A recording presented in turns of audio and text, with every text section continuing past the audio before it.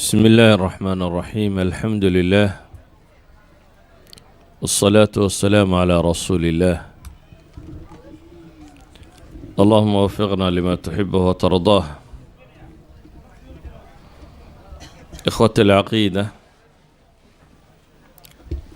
موضوعنا علو الهمة أما هنك صار قفكو إنه هن يشو وأن وضيع نقنن قفلي تنقنن.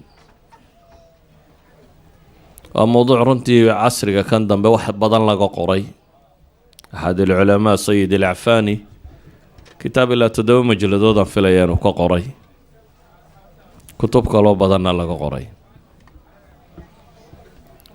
ومسألة كور رمان حتى ما أنت علماء سايكولوجيا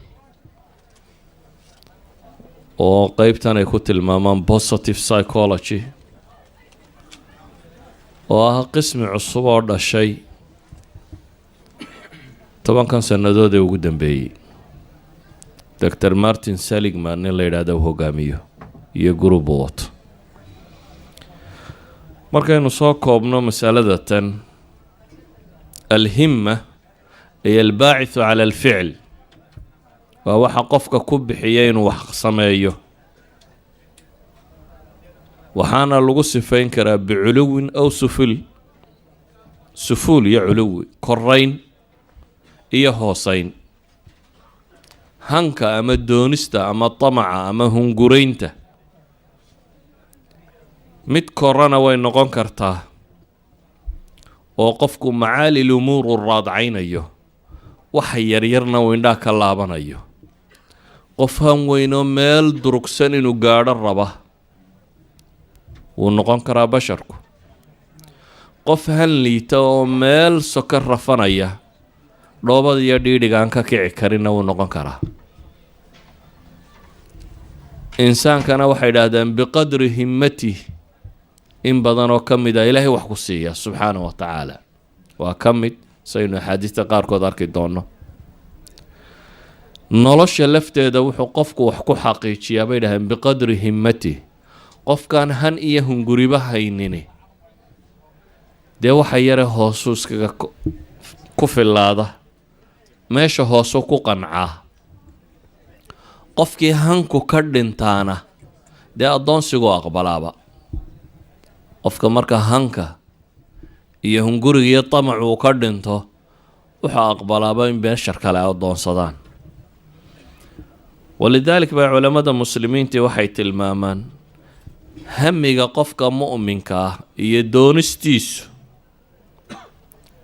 ayaa ka koreeya bay yidhaahdeen xataa camalkiisa.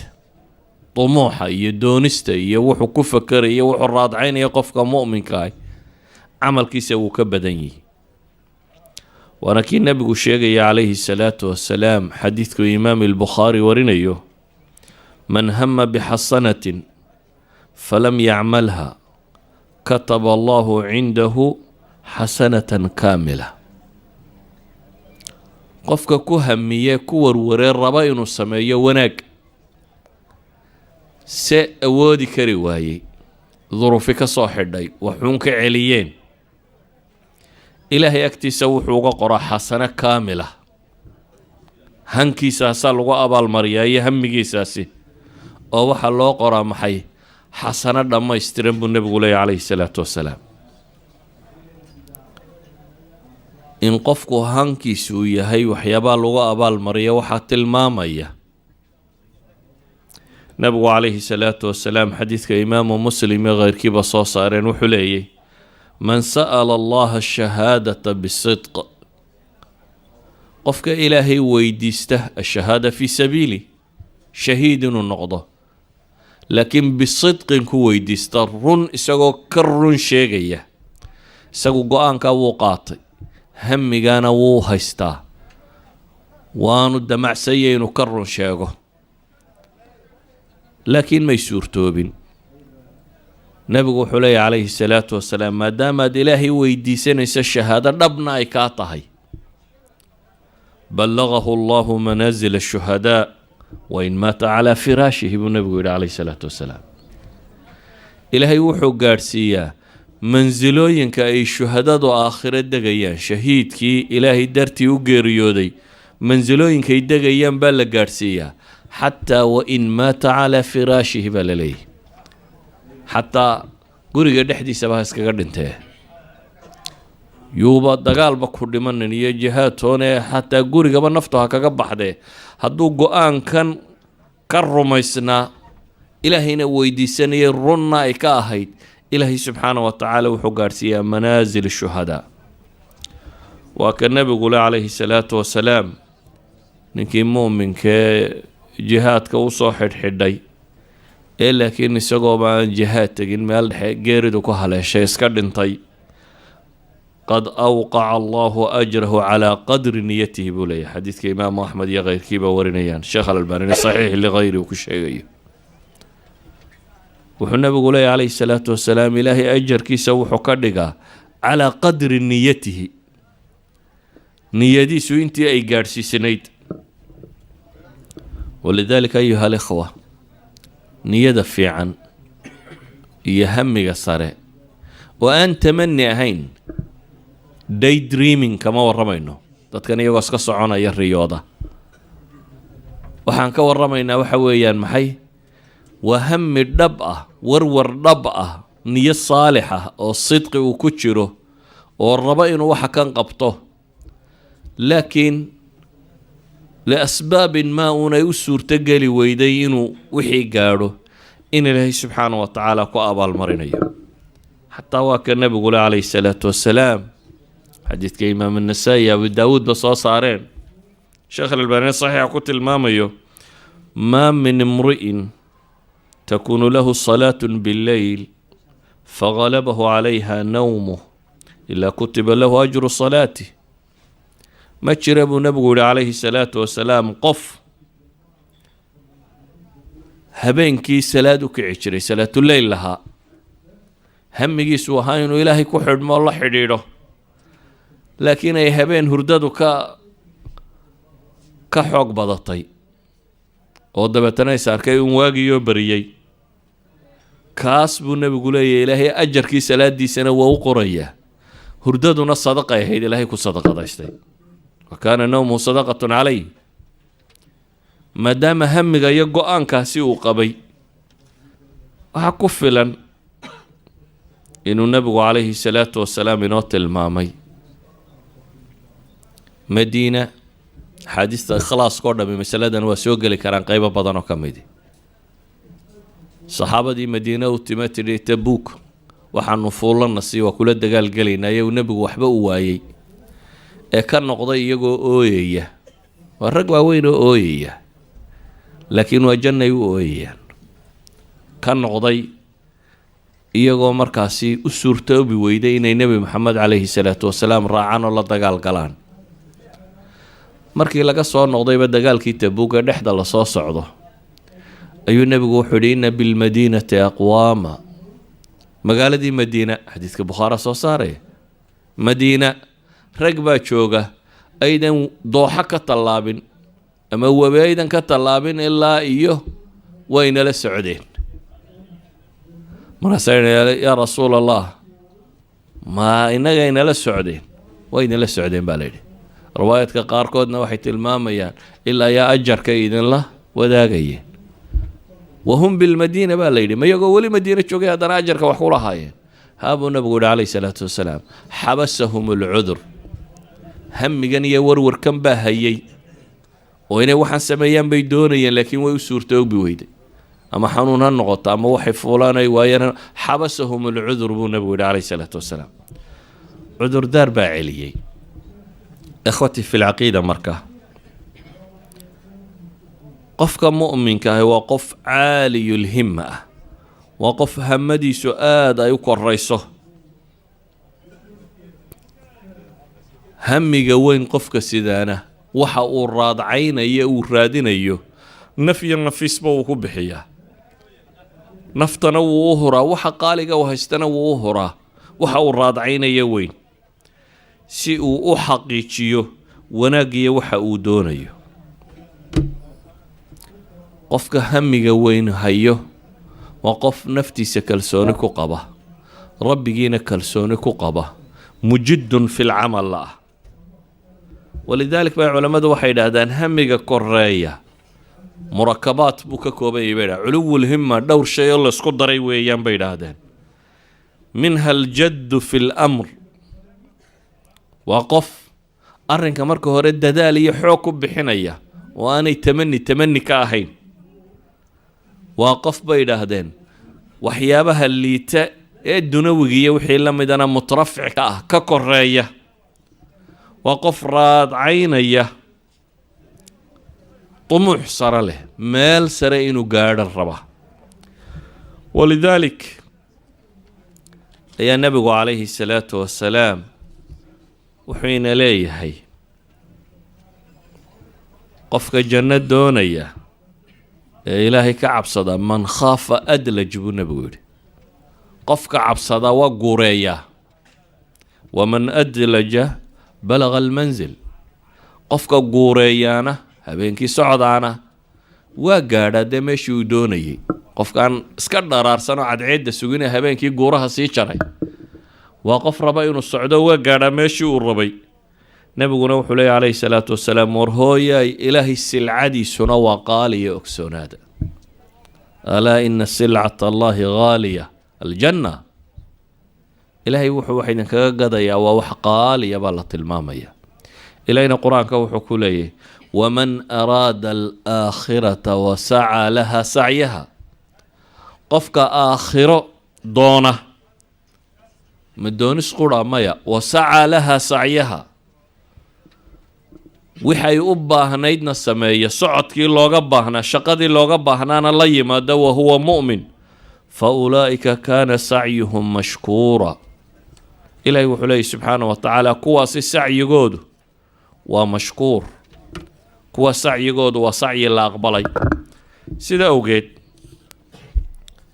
waxaynu u baahannahay qofka mu'minka ahi inuu qof hamigiisa koreeya uu noqdo oo meel sare raadcaynaya qof waxa uu doonayaa ay tahay inuu janno galo walidaalika qofka hamada weyn leh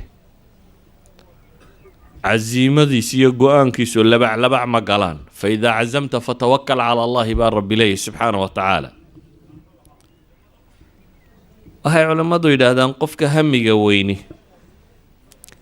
dunida wuxuu kaga yimi oo uu ka murugoodaa ma jirto ilaa saacad wakti oo aanu ilaahay cibaadadiisa ku bixin oo ka khasaartay mooyaane waxaynu u baahanay marka hanku iyo waxa inaad kartaa waa wax u baahan go-aansi uu qofku go-aan gaadho iyo meel sare uu hiigsanayo markaan leenahay meel sare uu hiigsanayo nebigu calayhi salaatu wasalaam saxaabadiisii uu rabeeyey wuxuu ku rabeeyey meel sare inay hiigsadaan adduunkan iyo meelahan soka iyo waxaan kuma rabaynin mathalan wuxuu lahaa nebigu calayhi salaatu wasalaam war yaa i hoynaya yaa wax iga celinaya yaa wuxuu naftiisa iyo caruurtiisa iyo reerkiisa ka celiya iga rabaya oo janno yeesha baycat alcaqaba saxaabada wuxuu ku galay ma odhanin dowladnima helaysaan iyo waa xoogoobaysaan iyo carabtaas ka celinaysaan iyo meel sare gaadhaysaan iyo maxaanu leenahay bay yidhaahdeen haddaanu ansaartii fulinno inaanu kuu gargaarno kuu hiilinno wuxuu nabigu yidhi calayhi salaatu wasalaam lakum aljanna jannaa leedin waa aqbaleen nabigu calayhi salaatu wasalaam saxaabadiisa markuu rabaynayo kuma rabaynin madax baa noqonaysaan iyo meel bala abibakar weligii kuma odhanin khaliifada muslimiinta igu xigtaad noqon doontaa cumar kuma rabaynin khaliifka labaad baad adna noqon doontaa dowladda islaamiga ninka labaad baad noqon doontaa ee madaxweyne ka noqda waayo madaxnimada adduunya qiimo badan qofka muslimka agtiisa kama laha qofka muslimka agtiisa waxaa qiimo kale waa janno firdowsi lacla war xataa jannada buu nebi maxamed leeyahy calayhi salaatu wasalaam haddaa ilaahay janno weydiisanaysaan waxaa weydiisataan ta sare baa la yidhi ilaahu jannada meelahan soke iga gala ha odhanin baa lagu yidhi haddaad xataa janno doonayso waxaad raadcaysaa buu nebiguna leeyahy alfirdows alaclaa, jannada halka ugu koraysa ka raadi. sidaa ogeed baa saxaabada kuwa waaweyn iyo kuwa yaryar u fiirso. nin saxaabiyo dhallinyaraha baa nebiga calayhi salaatu wasalaam u khidmeeyey. habeenkii markuu soo tooso unbuu arkaa isagoo nebiga biyo la ag taagan. ninkii khidmadiisii fiicnayd markuu nebigu arkay ayuu wuxuu ku yidhi nebigu calayhi salaatu wasalaam, sal, war bal maanta wax qabso, waxay weydiiso. wuxuu yidhi ilaahay rasuulkiisi aan soo fakero. waa wiil yaroo dhallinyaro ah. yani waxaad dareemaysa saxaabada saa loo tarbiyey, xataa dhalintoodii yaryarayd ayuu nebi maxamed ku leeyahy calayhi salaatu wasalaam, sal, waxay weydiiso. wax weydiisigii uu nebigu yidhi weydiiso tashaday. wuxuu yidhi ilaahay rasuulkiisiiyo waxaan ku weydiisanayaa muraafaqataka fi ljanna. halkan adduunkan kugula saaxiibo kuu shaqaynayaaye jannadana inaanan kaa hooseyna kula saaxiibo, jannadana inaan rafiiq saaxiib kugula noqdo ayaan ku weydiisanayaa buu yidhi. awa kayra dalik buu nebigu yidhi, wartaa waxaan ahayn may weydiinaysa? jannada ilaahay baa hayee, wax kale ma codsanaysaa?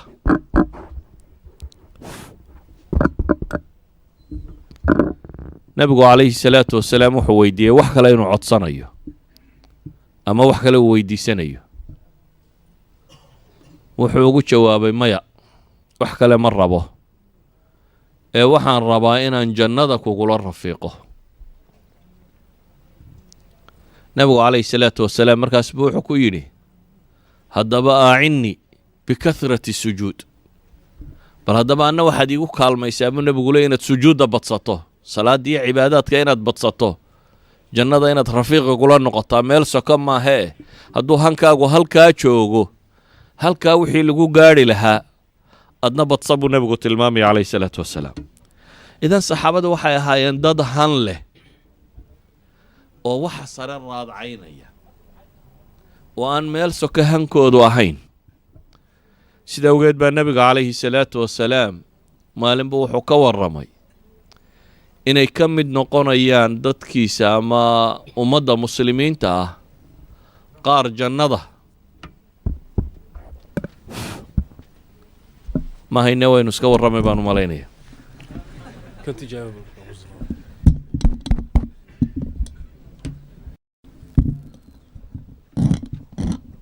waxa uu nebigu calayhi salaatu wasalaam tilmaamay ummaddiisa inay ka mid noqonayaan duul jannada gelaya oo jidka siraad ku maraya sidii hillaac bilig yidhi, bikayri xisaab iyagu jannada ku geli doona. duulkaasi jannada gelaya markuu nebigu sheegay in 70,000 ay biduuni xisaab janno geli doonaan, ayuu cukaasha bnu muxsin axadu saxaaba baa istaago wuxuu yidhi ilaahay rasuulkiisa uu igu ducey inaan ka mid noqdo. markaasuu nebigu ku yidhi ka mid baa tahay. markaasuu nin kale istaago yidhi anna igu ducee, sabaqaka bihaa cukaasha buu ku yidhi. yacni waxay ahaayeen dad hankoodu uu yahay inay meel sare gaadhaan. ibnu cabbaas oo inan yara oo dhallinyaro ah ayaa wuxuu yimi nin kaloo ansaari oo dhallinyaro ah. markaasuu wuxuu yidhi war waxyigii waa kaa go'ay ee waxaad yeeshaa inakaan saxaabada waaweyn u tagno axaadiistii nebiga iyo ka soo reebne, waa laga yaabaa inaynu cilmi badan ka reebne. wiilkii kale dhallinyaradaabaa wuxuu ku yidhi ma waxaad u malaynaysaa waxaynu iminka baranayna in loo baahan doono? adigu waxaad baranaysaa in loo baahan doono? wuu iskaga tegey, warnaga tag buu ku yidhi. ibnu cabbaas baa dadaalkiisii sameeyey. ibnu cabbaasoo 10 jir ee dadaalkaa samaynaya, muddo yar kadib xibrul umma buu noqday. ummadda ninkii ugu cilmi badnaa ee qur-aan iyo xadiisi la weydiinayo ayuu noqday. isagoo dhallinyaro alla keeno shirarka badriyiintu fadhiyaan, uu cumar keeno oo uu as'ila weydiiyo, oo rag waaweyn oo badriyiini su-aalahay garan waayeen uu isagu ka jawaabo.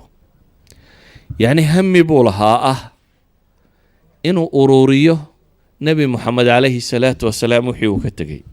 waxaan uga jeedaa marka qofka mu'minka ah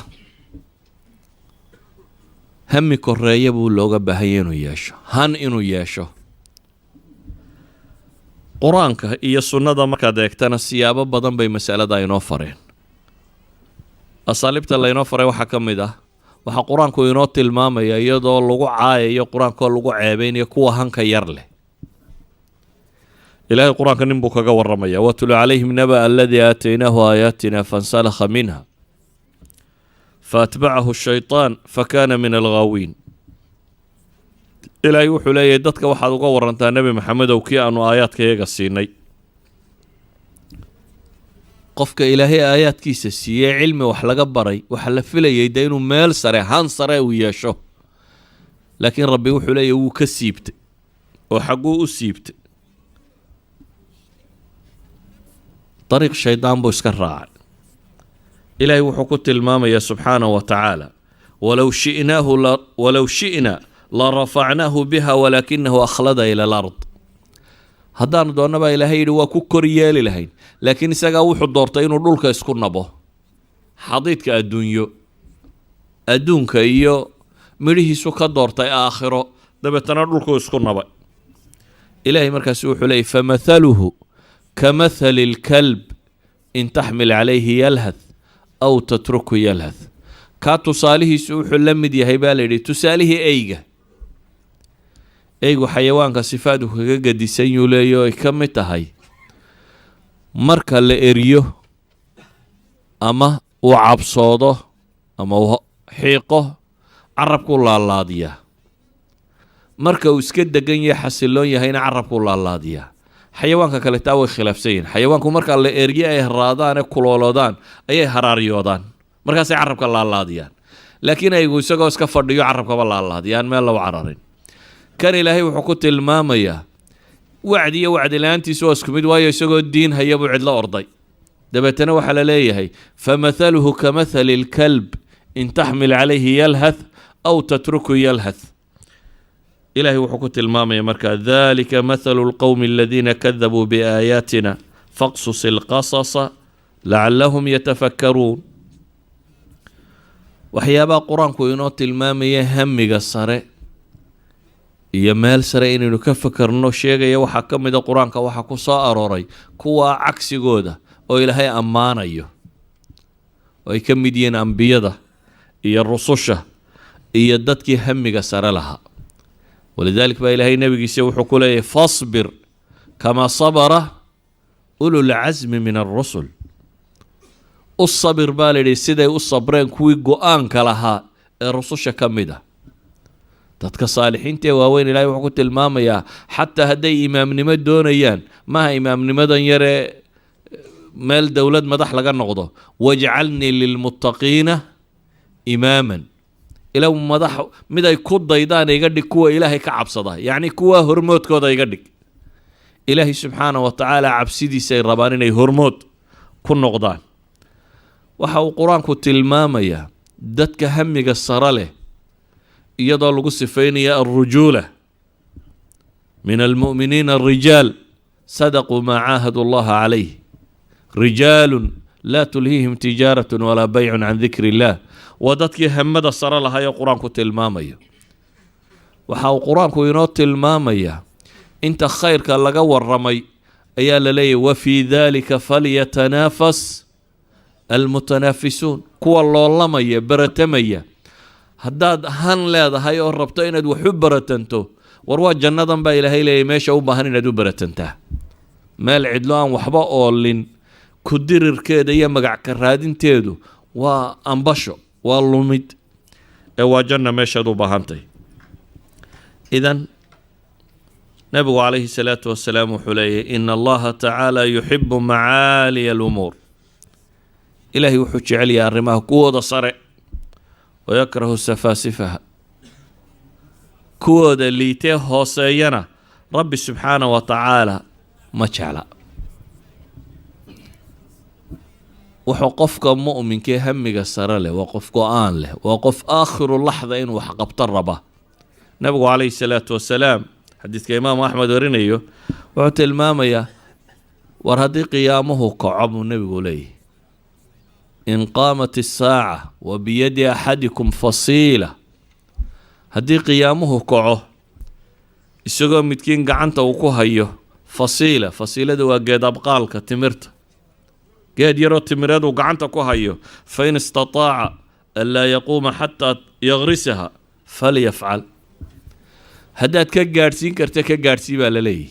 waa qiyaamihii baa kacaya. haddana wuxuu nabigu tilmaamaya calayhi salaatu wasalaam haddaad ka gaadhsiin karta ka gaadhsii. waxaynu leenahay himadda sare waa waxa diintu inoogu yeedhiso, oo qofku inuu meel sare ka fakero, hami sarena u yeesho. waa maxay haddaba wasaa-isha kuugu gargaari kara inaad hami sare yeelato? kow waxaa ka mid ah almujaahada. nafta iyo shaytaan way kuu sheekaynayaan, laakiin waxaad u baahantahay mujaahada, dadaal, dirir. yaad la diriraysaa naf iyo shaytaan. waxaad kula diriraysaa go-aankaad qaadatee khayrka ah inaad dib uga soo weecanin. ilaahayna wuxuu leeyahy waaladiina jaahaduu fiina lanahdiyannahum subulana. kuwa ku dirire ku dadaala baa ilaahay leeyahay dariiqa yaga.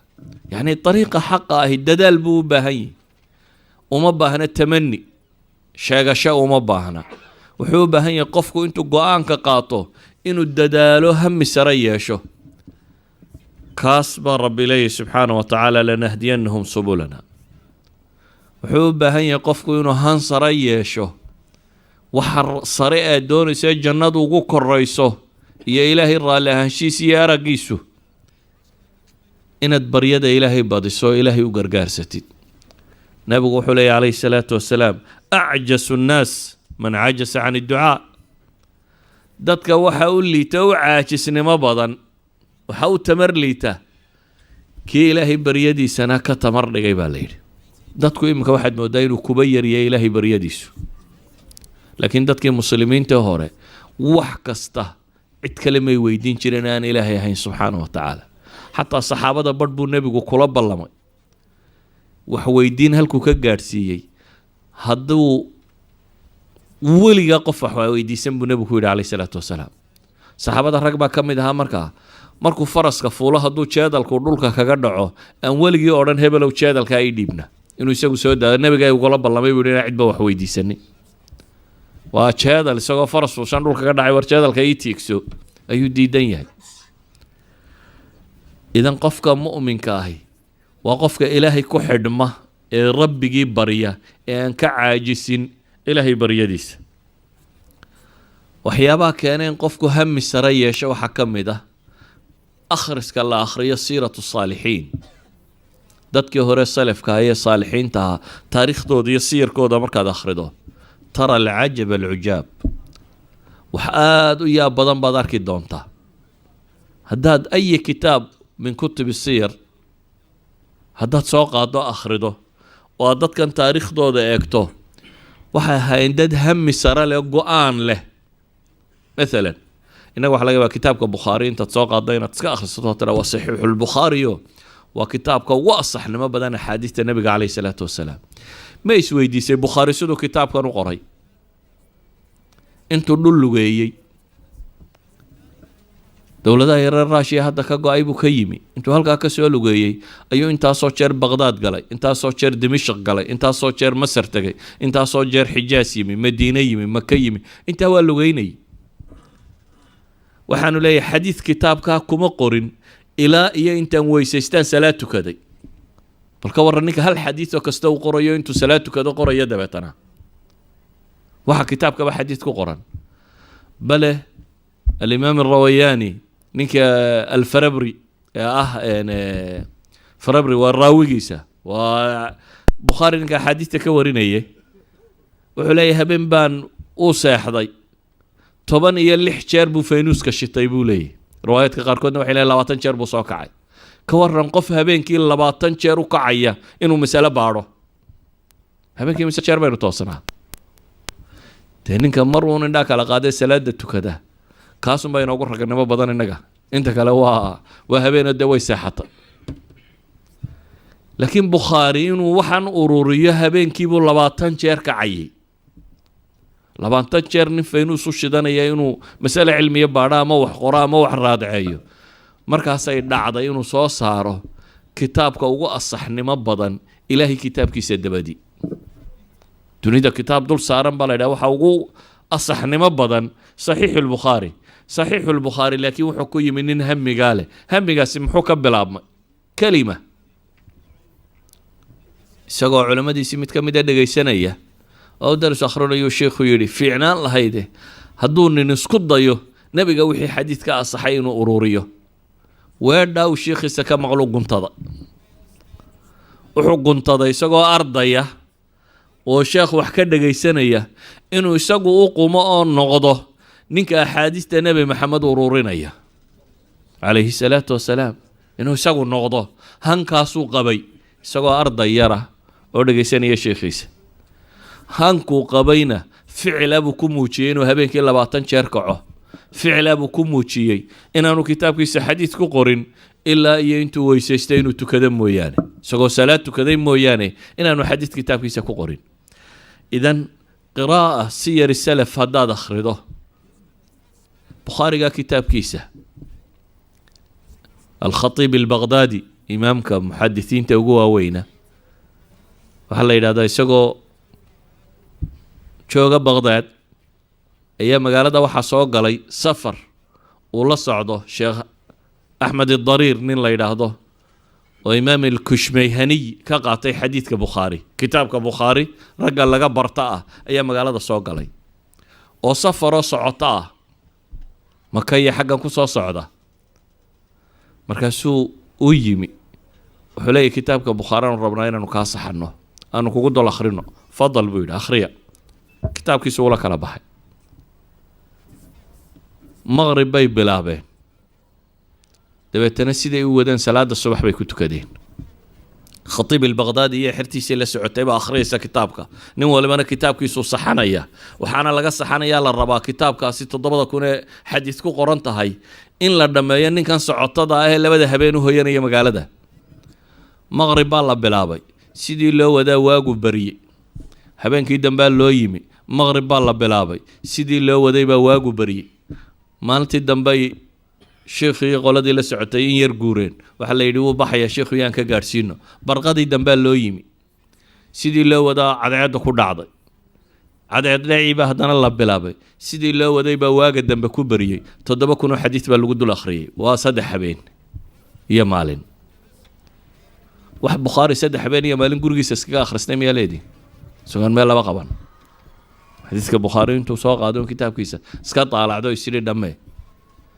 bimujarad ninkaasi kitaabka bukhaari haya inay ka saxdaan ee sii socdee safarka ah ee habeen ama 2 habeen 3 habeen u hooyanaya baqdaad in 3daa laga dhammaystiro kitaabka bukhaari idan siyarka haddaad akhrido السلف الصالح سيركودي هداد أخرده أخريا كتاب كاسي علو الهمة لسيد العفاني مركو والرميو دتك صالحين تيتقي في الجهاد في العبادة في الصوم في كل شيء وكو الرمية باب كاد أخرده برقو كو الرمية وحد صورا سور كون يعني تلو بني آدم هين ما بني آدم بي هايين هم بي لهايين وحاني الربين هنكو ديني كرنا بيان هم بي لهايين همة عالية بيوتين waxaa ka mid a waxyaabaha qofka himadiisa koriya inaad dadka khayrka leh ee himada sare leh la saaxiibto inna min annaasi naasan mafaatiixun lilkhayr magaaliqun lishar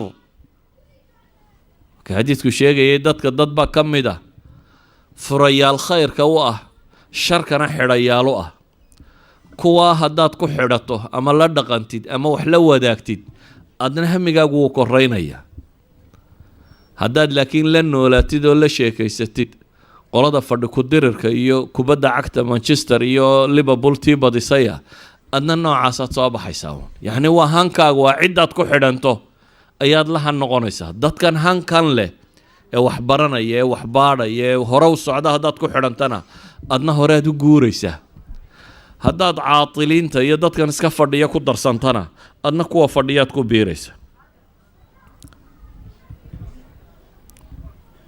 waxaa ka mid ah waxyaabaha hanka kordhiya inuu qofku aakhira raadcays yahay. haddaad janno doonayso dee jannada waxaa la yidhi ninka u boos yar baa carduha asamaawaatu waalardu baa la yidhi maa laa caynun ra'at walaa udunun samicat walaa khatara calaa qalbi bashar. cirkan iyo dhulkan bay ka weyntay waxaan ili arag oo dhegi maqal oo qalbi bini aadam ku soo dhicin nicmada taalle weeyaan. nicmada intaa leeg waxaa laga yaabaa dadka fadhiya qaarkood inay bada u soo jeexeen in hoolan u la yimaado soo intaa maaha. intaasoo badood iyo intaasoo saxaaro iyo intaasoo hawlin loo maray in halkan u la soo gaadho. intaad u baahan tahay markaa inaad imise badood u jeexdo haddaad rabto jannadii rabbi inaad hesho. meel lagu tilmaamay cirka iyo dhulka iyo adduunkan aynu joogno dhan inay ka weyntay qof kasta boosku helayo. la sheegay waxa dhex yaalla inuu yahay maa laa caynun ra'at walaa udunun samicat walaa khatara calaa qalbi bashar. waxaan il bini aadam weligeed arag nicmo kastoo aad aragto way ka gedisantay. waxaan dheg bini aadam weligeed maqal wax kastoo lagaaga sheekeeyay way ka gedisantay. bal haddaad cidla fadhiisato khayaal kastoo qalbigaaga ku soo dhaca waa ka gedisan tahay. nicmada intaa leeg intaad u baahan tahay inaad markaa himmo sare yeelato oo aad u dirirtid oo u dagaalantid. saa awgeed baa ilaahay ku tilmaamaya ninkii aakhiro doonaya oo wasacaa lahaa sacyaha oo u socda u shaqeeya shaqada ay u baahan tahay waa qof hamo sare leh, himma sare, hunguri sare qof leh. waxaa laga yaabaa dadku in la yidhaha meel heblaaye ka qaraxday shaqo yar baa ka bilaabanto $2,000. shaqadaa yare $2,000 dad oo dhammi inuu xidhxidho sidii usoo heli lahaa iyadoo jannadii rabbina salaada caajisa loogu tukado adoo janno ku raadcaynaya la arko inaad adoo caajisaysana ma liidato tukatid. qofka hamadiisu aakhiro noqotana dee nebigu wuxuu sheegay calayhi salaatu wasalaam man kaanat hamuhu alaakhira qofka hamagiisu yahay aakhiro ilaahay jamaca allahu lahu shamla ilaahay baa arrimaha isugu ururiya. ninka hamigiisu adduun noqdana waa lagu kala firdhiyaa baa layidhi waa laga kala yaaciyaa. adduunuun laba kuu gaadhi maysa uun. soomaalida mahmaaheeda waxaa ka mid ah adduun waa 9 ma tobnooba bay yidhahdaan. isagoo kaa dhiman uma dhimanaysaa adigoo aan weli halkaad salahayd buuxi aanay buuxsamin ayaad adduun baxaysaa. waxyaabaha hunguriga iyo hanka qofka muslimkaa liidiyo markaa waxaa ka mid ah ee uu nebigu inoo sheegay alwahnu baa ka mid ah. wahanka nebigu wuxuu ku sheegay waa xubu dunya wa karaahiyat lmowt waa adduunya jacayl iyo geeri nacayb. hamiga qofka mu'minkaa waxaa koriya waxaa ka mid ah inuu geerida xasuusto in badan oo dikri lmowt. nebigu wuxuuna yidhi in badan geerida xasuuso. dad geerida xasuusato adduunka dhadhankiisa kula yaraanaya. waayo waxaad ururisoo dhan mar haddaad ka tegayso what is it dhididdo halkan dhigtay haddii uun haddana adigu aad ka soconayso qiimo badan ma leh. cimrigaaga waxaad dhaafaysa inaad siisato maaha ee wax kula guuraya inaad siisato weeyaan. waxa kula guuraya waa camalka saalixa ah. idan cimriga inaad adduun geliso iyo inaad camal saalixa geliso waa yama. waxaan leenahay waxyaabaha hamiga liidiya waxaa ka mid ah futuurka waxa weeyaan bini aadamku u xamaasadooda laakiin markiiba dadka badh bay xamaasadiisu bakhtidaa maalin iyo 2 aanay sii jirin. waxaa loo baahan yahay qofku istimraariya iyo istiqaama inuu yeesho sugnaan iyo wanaagsanaan. waxyaabaha hamiga liidiya waxaa ka mid ah wakhtiga oo la dayaco. nebigu calayhi salaatu wasalaam wuxuu leeyahy 2 nimco ayaa jira oo dadka inta badan ay ku kadsoomeen aanay inay nimco yihiinba ogeyn. waa maxay? nebigu wuxuu ku sheegay calayhi salaatu wasalaam alsixatu waalfiraaq. waa caafimaadka. dadku markay caafimaadka waayaanunbay gartaan inay nicmo ahayd laakiin iyagoo caafimaad qaba maba oga inay wax haystaan. allaahumma haddaad tagta uun halkii laynidhi soo booqda dadka xanuunsanaya soo booqda layna yidhi markaad un dhakhaatiirta iyo dadka xanuunsanaya iyo dadka liitay iyo kuwa caafimaadka waayey markaad aragto markaa umaad odhanaysaa alxamdu lilaahi rabbi alcaalamiin wallaahi adigu nicmo weyn baad haysataa inta badan laakiin dadku ma xasuustaan ka labaad ee aan dadku xasuusanina waa firaaqa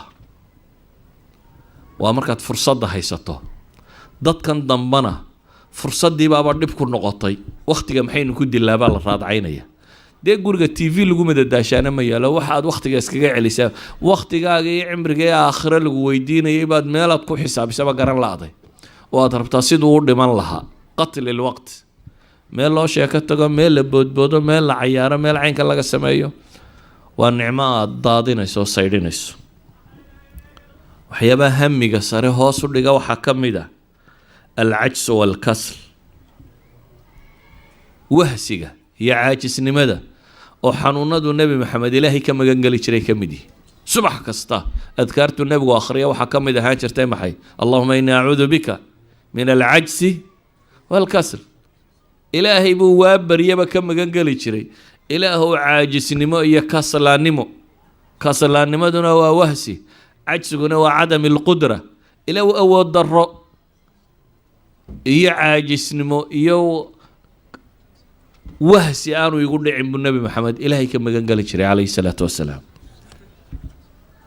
waxyaabaha hamiga sare hoos u dhiga waxaa ka mid ah altaswiif waatamani beraad qaban maanta wakhtigu uu kaa yare waxbarashada goormaad bilowdaa waxaad isleedahay diinta barahaa horta iminka bishan mashquul baad yaro tahay in shaa allahu tacaala bisha dambe markay sugu kaagaa bil waliba nolosha waa caynkan bil la faaruqaaba ma jirto dunida waayo in lagu itixaamaabaa lagu talagalay biluhu markaa waa isku mid laakiin wakhtigu sidaad adigu uga dhex faa'iidaysataa buu ku xidhan yihi waxay idhaahdaan 15 minutes waxa aad siiso shaqadaad siiso cilmiga aad istiraahdo 15 minutes per day baro you will be an expert bay dhahaan sanad gudihii khabiir baad noqonaysaa culamadii muslimiinta hore dadka waxay dheereen mawsuucay ahaayeen mawsuucada ma taqaanaan encyclopedia dadkan wax walba ka jawaaba maxay u ahaayeen waxay ahaayeen dad habeen iyo maalinba waxbarta dadka maanta jooga ninka waxbarashaba u dhaqaaqa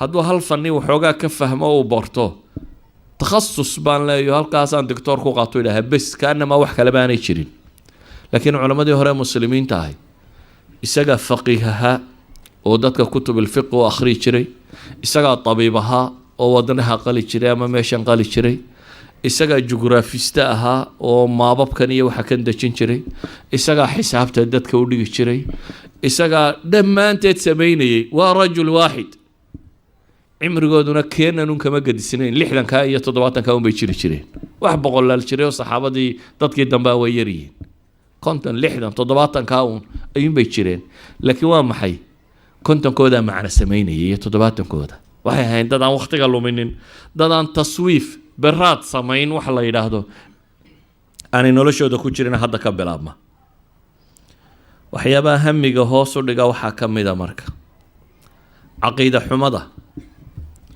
oo dadku intay tawaakul iska qaataan masalati alqadaa walqadar intay qalad u fahmeen ilaahay baa qoray wixii alla qoro la waayi maa intuu dabada dhulka dhigo waxaasina diinta kuma jiraan ilaahay subxaana wa tacaala inaad camal u shaqaysato ku faray waxaad cunayso inaad xoogsato jannada inaad u xoogsato qoraalka rabbi cilmigiisa weeyaan qoraalka rabbi cilmu ka tarjumaya iyo aqoon iyo waxaanuu khabiir ku yahay laakiin adigaa lagaa rabaa afcaasha inaad samayso dad baa caqiida xumadaasi ay geysay inay cajsi uu ku dhaco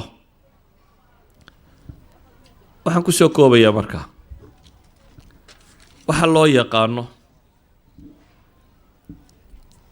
hamigu qofku waa inta uu hungurigiisu gaadhsiisan yahay hadduu hungurigaagu liito oo aada meel hoose ka fakerayso wax badan isbedeli maaya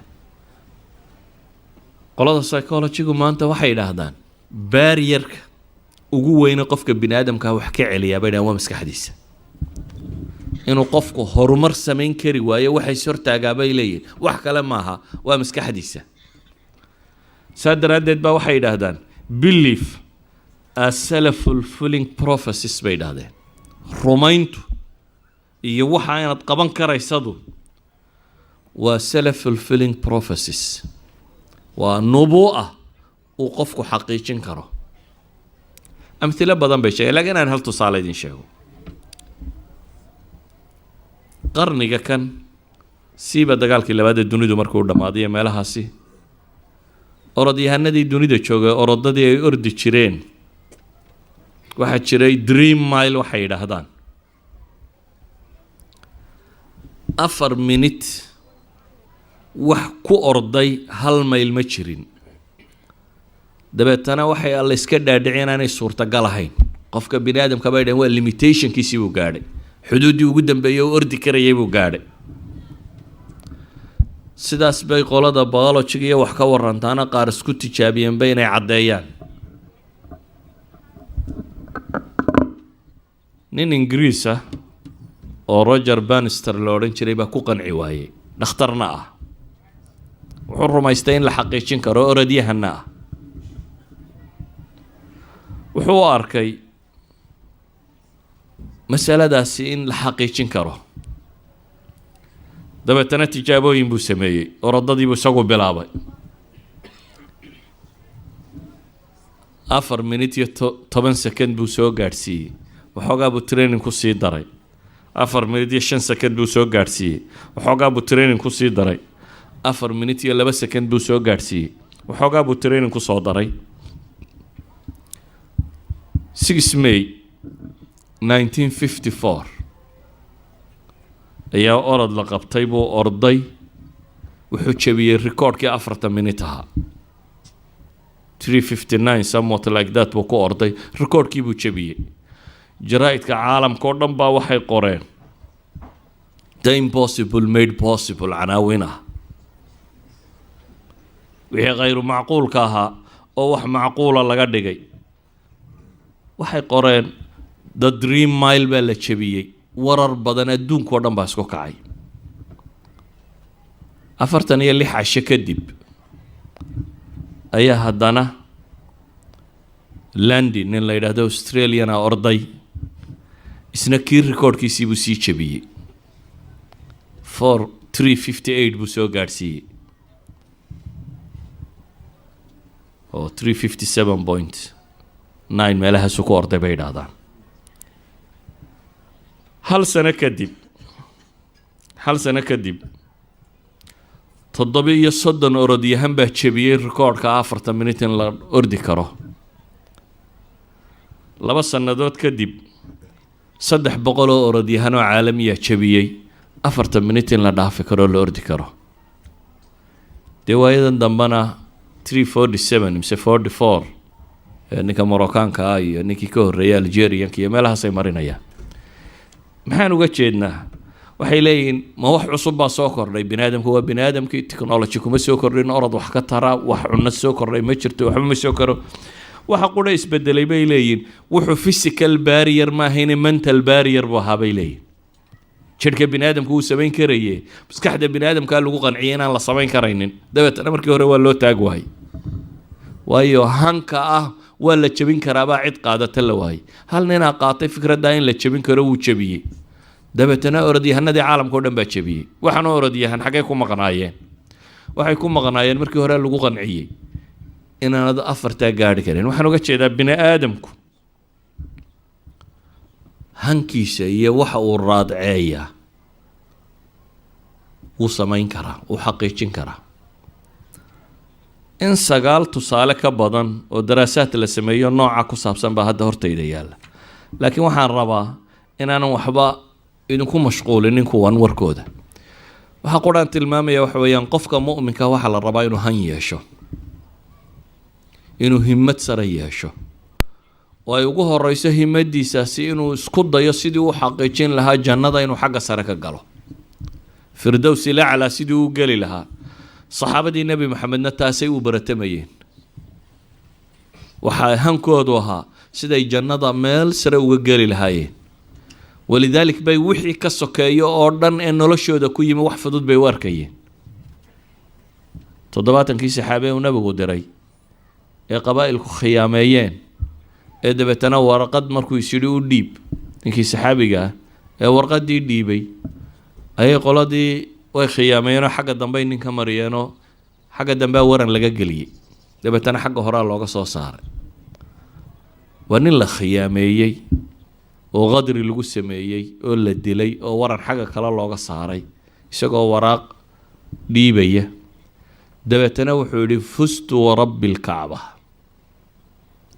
ilaahay baan ku dhaartay waan guulaystay buu leeyahy waayo noloshaniba isaga wax fudud bay lahayd meel buu ku socday hankiisu meel sare buu ahaa dilkani wax fudud buu la ahaa maadaama goolkiisii moolku lahaa taargetku u socday yoolkiisii mar hadduu gaadhayo wuxuu arkayay waxa ka sokeeya oo dham inay wax fudud yihiin